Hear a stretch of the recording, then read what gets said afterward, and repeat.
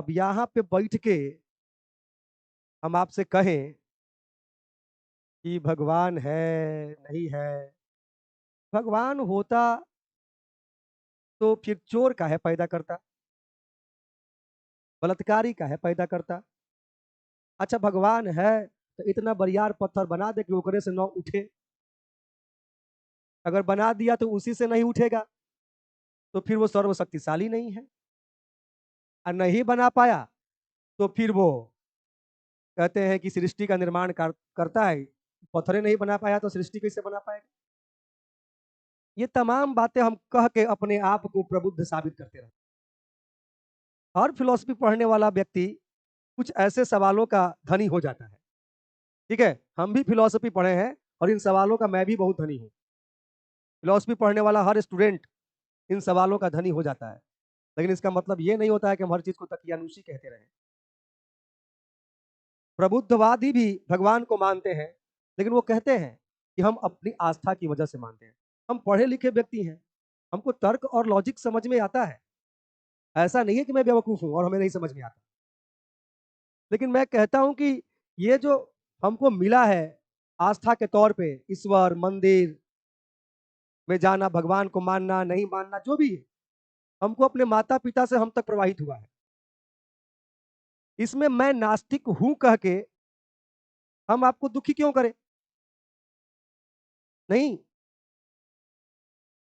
अरे नास्तिक तो भगत सिंह ने भी खुद को कहा था, लेकिन सामने वाले को वो भी दुखी करना नहीं चाहते हैं। प्रबुद्धवादी व्यक्ति भी भगवान को मानता है, लेकिन वो क्या कहता है कि मैं आस्था की वजह से मानता हूं। और मैं तो अक्सर कहता हूं God is a matter of faith और belief and not a matter of argument. भगवान तो आस्था और विश्वास का विषय वस्तु है, वो तर्क का विषय वस्तु थोड़ी है। प्रबुद्धवादी व्यक्ति तो ऐसी ही बात करेगा। भाई जो तर्क का विषय वस्तु नहीं उसको तर्क में क्यों धकेल रहे हो। जब पहले ही मान चुके हो कि आस्था का विषय है तो आस्था को अपने जगह पे रहने दो, उसमें कूद फान करने की क्या जरूरत है कि नहीं। हम आप जो भी जिस आस्था से जुड़े हुए हैं वो हमारे पूर्वजों का क्या है, हम तक पहुंचाया हुआ विचार है, वो अपनी जगह है। हमारी प्रबुद्धवाद अपनी जगह है।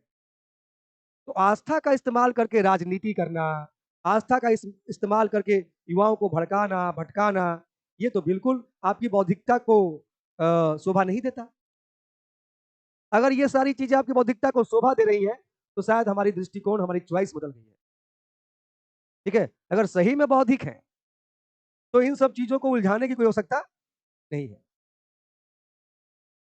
ऐसा नहीं है कि हमने पढ़ा नहीं, कि हमने हिस्ट्री नहीं पढ़ा, हमने पॉलिटी नहीं पढ़ा, इकोनॉमिक्स नहीं पढ़ा, साइंस नहीं पढ़ा, या आप नहीं पढ़ रहे हैं, पढ़ ही रहे हैं।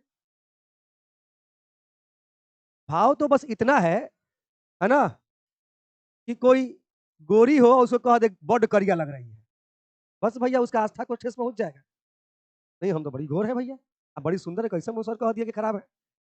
नहीं, बस उतने से आस्था को ठेस पहुंच जाता है, और ये आस्था सुंदरता का है। नहीं, सबसे बड़का दकियानुसी और अंधकार भरा बात तो यह है कि हम अपने आप को सुंदर समझ के बैठे हुए हैं। नहीं, और कहते हैं कि पर्सनालिटी दिखनी चाहिए, थोड़ा लंबे होने चाहिए, थोड़ा सुंदर होने चाहिए, तब जाके कुर्सी पे बैठ सकते हैं। वो कोनो कोनो नौकरी में ऐसा लोग मांग करते हैं। उनसे बढ़कर दकियानुसी और अंधे लोग कहाँ उससे कहीं मिलेंगे, उससे ज्यादा अंधे। ऐसे अंधों की बात ही कोई नहीं कर रहा है। ये को ले देके होता क्या है कि उसमें टीआरपी नहीं है। इन सब बातों में क्या है, टीआरपी है। वाह क्या बात बोला, हम कभी सुनवे नहीं किए थे। बहुआ, ये दुनिया बड़ी दुख भरा है। और ये बाप रे, और तो बात बोले हैं वो कि पहली बार हम सुने हैं। ठीक है, अरे संसार तो ऐसे ही दुख भरा काटो भरा है ना, सब फूल की खोज में लगे हुए हैं। ये कौन है, नया बात बोल दी है। जिस दिन जन्म लिया उसी दिन पहले तो हम सबसे पहले रोए और दुखी हुए कि ऑक्सीजन के साथ, वायुमंडल के साथ इंटरेक्ट कर रहे थे।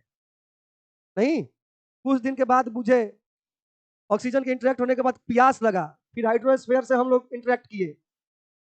कुछ वर्षों के बाद पता चला कि पापा है, ये मम्मी है, ये दादा है, ये दादी है, ये नाना है, ये नानी है। नहीं, ऐसी समाज में इंटरेक्ट होते चले गए। इसी में हम समझ गए कि एगो प्राकृतिक शक्ति है जिसको हमारी संस्कृति भगवान मानती है, देवी मानती है, शक्ति मानती है। इसी में सीखे, इसी इंटरेक्शन में तो सीखे हम। ये में कौन बौद्धिक अबौद्धिक का डिस्कशन छिड़ा हुआ है, अजीब माहौल है।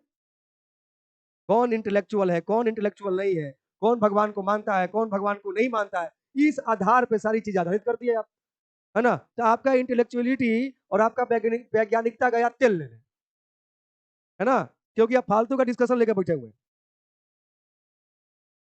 जब आस्था भी एक अपने आप में आस्था है, आस्था अपने आप में एक भाव है, उसको छेड़ने वाला व्यक्ति किस आधार का बौद्धिक व्यक्ति है भगवान जाने, है कि नहीं। आस्था तो अपने आप में एक भाव है, और भाव को छेड़ने वाले लोग अपने आप को किस श्रेणी में, बौद्धिकता की श्रेणी में कैसे रखते हैं, पहला सवाल तो यही करना बहुत जरूरी है। नहीं नहीं तो फिलोसफी के 4 गो चैप्टर पढ़ने के बाद इतना सवाल का ज्ञान किसी को हो जाता है। फिलोसफी का कितना कितना चैप्टर पढ़ने के बाद 4 चैप्टर धर्म दर्शन का, धर्म दर्शन का कितना चैप्टर, 4 चैप्टर। नहीं तो हमको नहीं लगता कि बौद्धिकता पे, भगवान को मानने से और नहीं मानने से आपकी बौद्धिकता पे बहुत बड़ा प्रश्न चिन्ह लग जाएगा, ऐसा नहीं है। कोई मंदिर जब में जाके घंटी बजाता है, कोई मस्जिद में जाके नमाज पढ़ता है, कोई गुरुद्वारे में जाके प्रार्थना करता है, कोई चर्च में जाके प्रार्थना करता है, और उसका वहीं जाने से उसकी प्रबुद्धता खत्म हो जाती है, तो ये तो बहुत दकियानुसी बात ये है। हमको कहाँ मंदिर में जाने से मेरा ग्रेजुएशन के बाधा आ गया और हिस्ट्री हम नहीं जान पाए। नहीं, कलाम साहब को इस्लाम मानने से वो वैज्ञानिक नहीं बने, ऐसा कहाँ हुआ, हुआ वो तो बहुत बढ़िया वैज्ञानिक बने जी।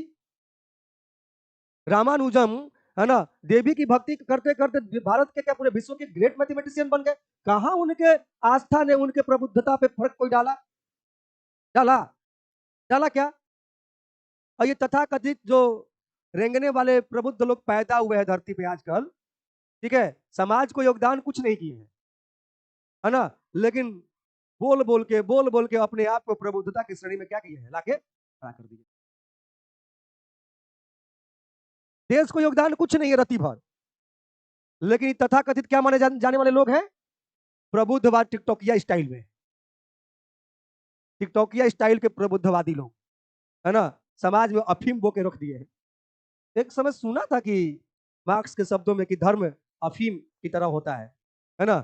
आज तथाकथित बुद्धिजीवियों की वजह से लगता है कि सही में धर्म अफीम की तरह, है ना। धर्म में तो अफीम नहीं बोया, लेकिन ये तथाकथित बुद्धिजीवी लोग, है ना, जो लोग धर्म के आड़ में अफीम बोने का क्या कर रहे हैं, प्रयास कर रहे हैं, और अपने आप को अपने मन से प्रबुद्ध घोषित किए हुए हैं।